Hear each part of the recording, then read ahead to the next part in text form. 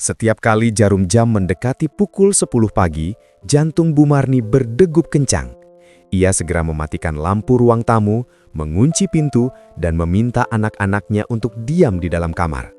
Baginya, ketukan pintu di jam itu bukanlah sapaan tetangga, melainkan momok yang menakutkan, penagih dari koperasi harian dan rentenir. Semuanya bermula setahun lalu ketika suaminya jatuh sakit dan kehilangan pekerjaan. Dalam kepanikan memenuhi kebutuhan dapur dan biaya sekolah, Bu Marni mengambil jalan pintas dengan meminjam uang ke bank keliling. Niatnya hanya meminjam 1 juta rupiah untuk modal usaha gorengan, namun potongan biaya admin yang besar membuat uang yang diterima tidak utuh. Suku bunga harian yang mencekik bisa mencapai 2,5% atau lebih, membuat hutang itu tidak pernah selesai. Gali lobang tutup lobang menjadi kesehariannya.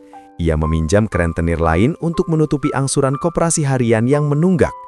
Tak jarang, ia harus menanggung malu ketika para penagih berteriak di depan pintu rumah atau membentaknya di depan orang banyak saat ia hanya mampu membayar sekadarnya. Di titik terendah itu, saat air mata seolah sudah kering, Bu Marni tersungkur dalam sujudnya. Ia menyadari bahwa ia telah salah melangkah. Dengan tekad bulat, ia berhenti mengambil hutang baru, apapun resikonya. Ia mulai terbuka kepada suaminya dan mencari solusi bersama. Bu Marni mulai menjual apa saja yang masih memiliki nilai, meski itu hanya beberapa perabot rumah tangga yang tersisa, demi mengurangi pokok hutang. Ia juga mengambil pekerjaan sampingan menjadi buruh cuci dari pagi hingga sore. Keajaiban mulai datang saat ia bergabung dengan kelompok pemberdayaan masyarakat yang membantunya bernegosiasi dengan para kreditur untuk mendapatkan keringanan pembayaran.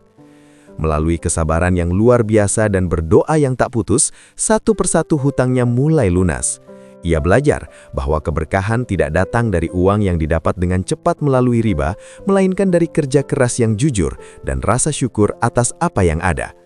Kini setiap ketukan di pintunya tak lagi membuatnya gemetar.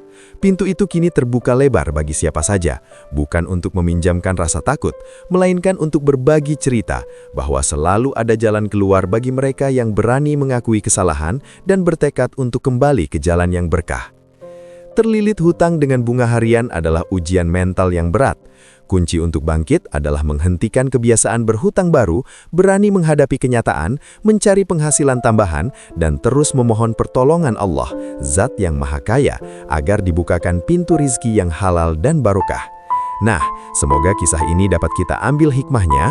Marilah kita sama-sama berdoa, semoga bagi saudara dan kita semua yang tengah terlilit hutang, secepatnya Allah lunaskan, terbebas dari hutang riba, dibukakan pintu rizki yang halal dan barokah. Amin ya Rabbal Alamin.